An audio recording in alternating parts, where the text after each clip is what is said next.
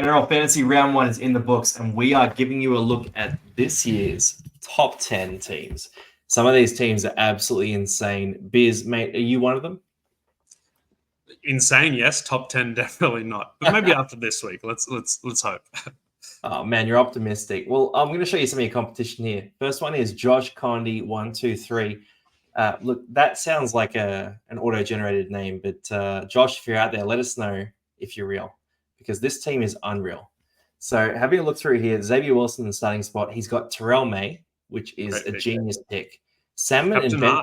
Captain Haas is good too. And Cook. Yeah, he's on point. Well, he's done that because he doesn't have Cleary or Hines. He's got Brooks and Flanagan as starting halves. That's interesting, that's for sure. It's bold. It's bold. So he's sort of looked at this and gone, all right, you know what? Edge back row is halves. Don't worry about it. I want to make space for the big guns in the outside backs. We've got Val Holmes, James Tedesco, Reece Walsh, Ruben Garrick, and Joey Manu on the bench. All the money you can spend on that back line, he has done it. That is definitely the number one back line you'll probably see. It is a stud back line. Mate, it's absolutely insane. You got Cam Murray on the bench here too, which is pretty quality. He's got Kennar as well. He's going to have to deal with Lenu, Iron Beryl. Yeah, look, this is a pretty. It almost looks like a draft team to me, more than a classic team. I think that it's very contrarian. Like, you know, obviously not having Hines and Cleary is a big thing, but it's also a week where Hines and Cleary are probably scoring at the lowest. So, I look at this team and I think some really interesting picks. I think they have a great call with Payne Haas as captain and Cook as vice captain. I think Cook looked really good. I think he's shown enough in week one that he could go back to challenging for that number one hooker for the year.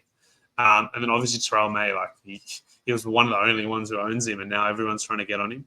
And I think, look, if you look at the rest of the teams, like Salmon, everyone has, Burbo, everyone has, Flanagan, everyone has. Like Brooks, I think, is an interesting pick. I mean, he did score a try and he looked really good, but I think it was an overperformance. And then Holmes, Arthur's not a keeper, but Holmes looks like a keeper center, and Teddy, it's Man, not. He doesn't need Arthur because he has Joey Manu. That's true. He's all good, mate. He's set. Yeah, okay. What about Jalen here? 955 points. Yeah, Jalen B up next, 933 points. That's an interesting edge pairing. I don't mind that. It's wild, man. So yeah, Cook and Haas again. That seems to be the theme. No Cleary, no Hines. You got Jake Trbojevic and Brooks. Brooks in the top two teams. Brooks is the key factor here, apparently. Jason Saab as well. Richie Kennar. Richie Kennar and Brooks were the picks this year. Okay, and Arthur's too. Like these guys are the locks to have. Billy Walters is something else there. I mean, let's see the bench. Yeah, so Corey Jensen, that one went well. You've got Saul Wong. Yeah, Garlic didn't play, so you got Keeney's score there. Gagai have to deal with some cash cows. I think team number one is quite a bit better than team number two in my eyes so far. I think they're both going to just be up and down based on some of these guys like Ricky and Kolomatangi. But I'm just concerned about the number of non-playing reserves that are red dots. They're just not going to be making as much cash as some of the other teams. But I mean, they're 1 and 2, so who am I? I'm in like 100,000s or something. Well, let's call them for some advice. Yeah, get them on the party. Next one, sacks full of chicken. Corey Waddell. Okay, I was looking in the top 4 players in the hooker and mids, and I'm like, not bad. And then I saw Corey Waddell. Bang, bang. Oh, how is this? Oh. Also, Ricky again. Ricky, the pod. Billy Walters again as well. The Waddell pick is wild, my man. Look, we thought about this all preseason, but we did not think of Waddell. I can't believe there's about 8,000 people who watch us week in, week out when they could just be looking at this. Like, why listen to guys like us? What is the point? Yeah, give Sachs a call, mate. He'll tell you to get your boys. Look, Joey Manu again. He's gone with Latrell, Garrick, Arthurs again as well. The Bostock try. Ola Kawatu on the interchange. Wow, that's a great pick actually.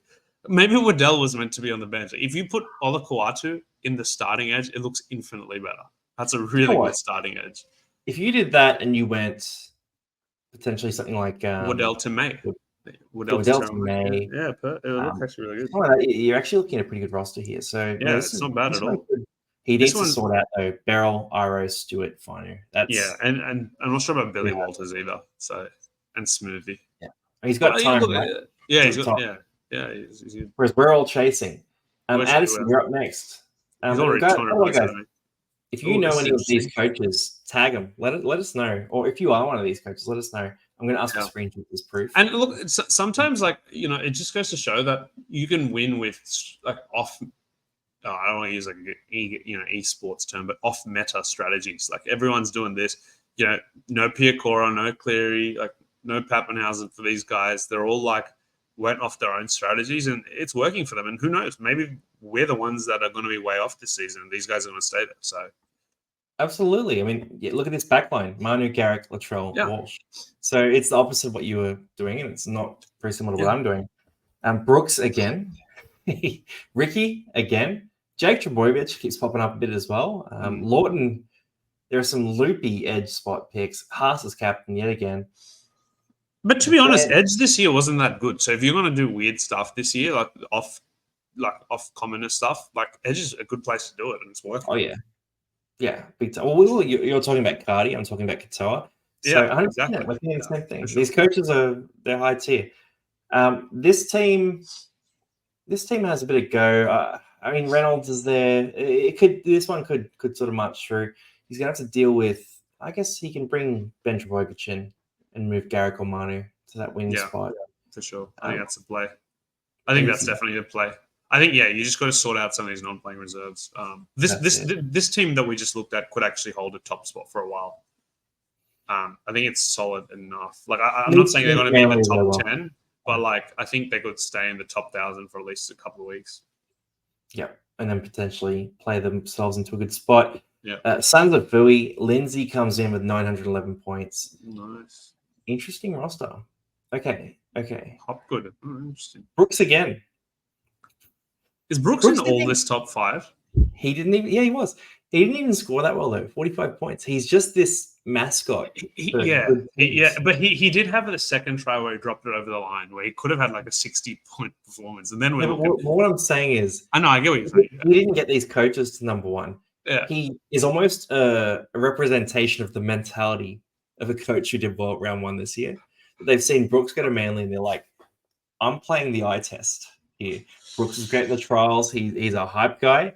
They're picking on the hype, these coaches, and it is winning for them. So again, Week 2 top 10 is going to be Tommy Talau will be the talisman. Oh, don't say that. That's disgusting. I mean, Kenner, Walsh on the bench here. There we go. So you got to. So it's a very it seems like a very heavy Vegas back stack. Did you well this week? Stacking Vegas players, especially in the back 5, is what got you a lot of points. Manu, Mitchell, Turbo, Garrick, all these guys.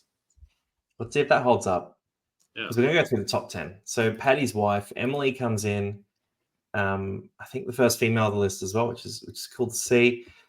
Jake Royvich again. Ricky again.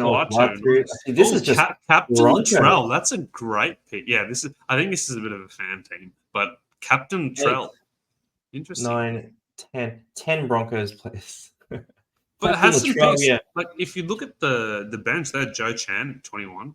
So Nathan Brown, like this is a deeper bench than the others, for sure. There's no Willison is the only red dot. I don't know if Johnston. This is a pure Vegas team. Actually, other than Joe Chan. Yeah, other than Joe Chan, it's a pure Vegas team. I love that they've gone Joe Chan.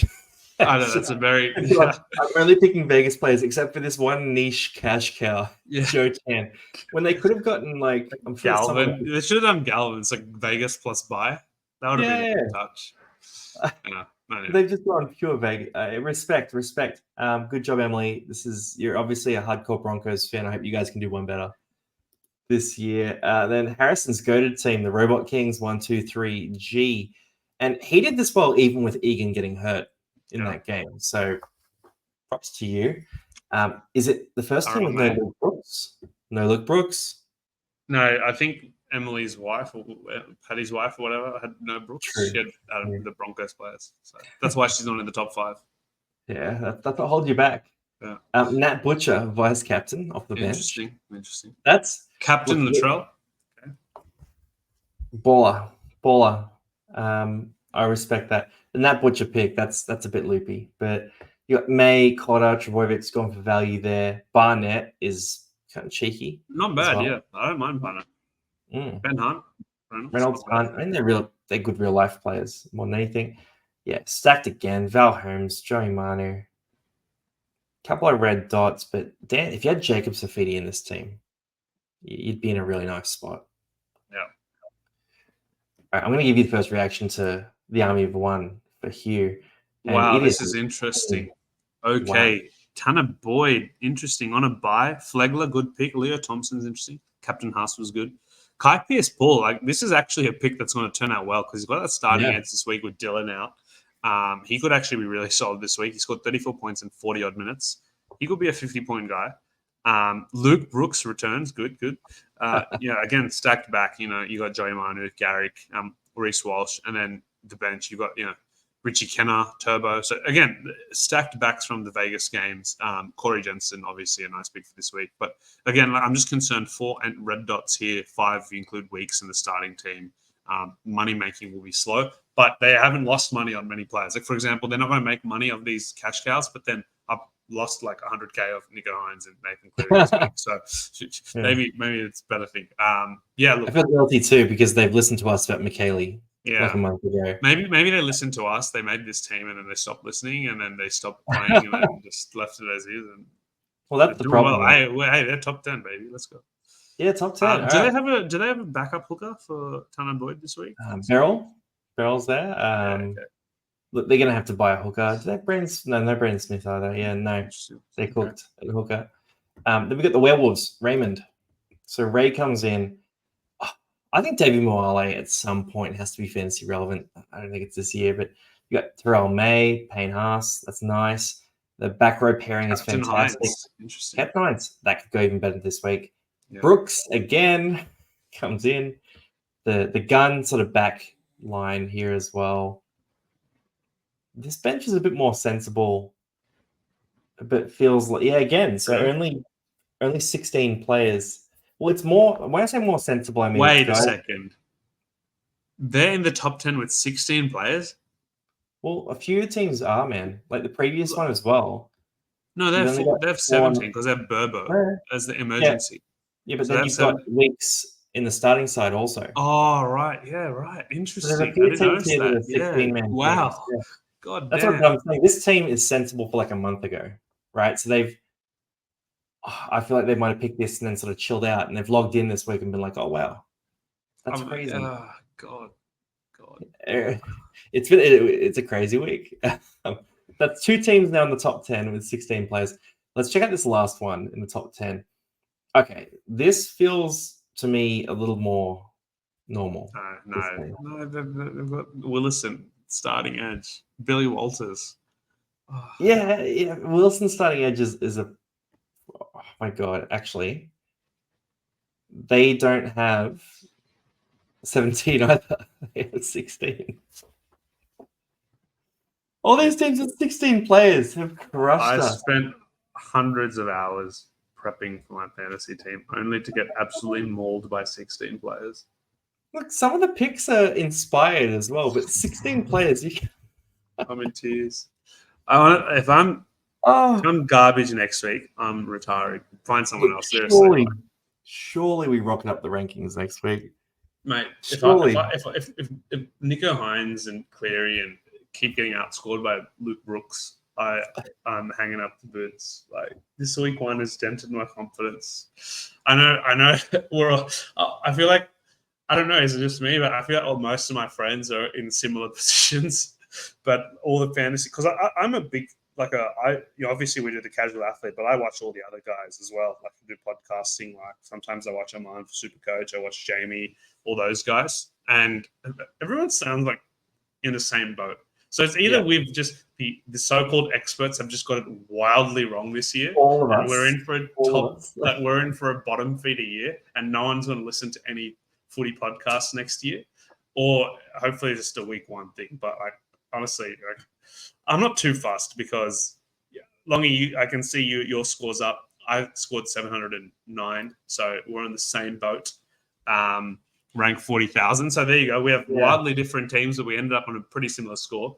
I know Rob last year's third did similar to us as well. So I'm not panicking yet. I'll panic after round 3 if I'm not in the top 5,000. But like the first couple of weeks is just dictated too much by like one-off performances. So even week 2, it's rough. It's rough. Yeah. But I look at this team. I'm sure you're the same. I look at my own team and I think, I'll be sweet. I'll be all right. Yeah, dude, your team are the only guys I would like. I think you didn't have Lenny or like Satilli, so you're looking fine. Like I had Lenny and Satilli, but I have Nick Cottridge, who I have to probably get rid of. But you look like you're holding him as well, by the way. So yeah, man. Yeah, that's right. But your team looks solid. Like I think you got the picks right. Like Katoa looked great. Lane he was the only 80-minute player for the Eels in the forward pack. So I think you got those right. So yeah, look, I'm expecting a big week. I'm keen for round 2 for sure. So bring it on, baby. Round 2, let's go. Anyway, that was the top 10 for this year. 3 of them had 16 players. If you feel bad, you should. Luke Brooks. Get Luke Brooks. Get Luke Brooks. What's he cost again? What's he cost? I'm going to get Luke Brooks. 581k. Look, you can make space for Brooks. I'm trading Hines to Brooks. If you that leaves space for Talau next week after he scores. Sure.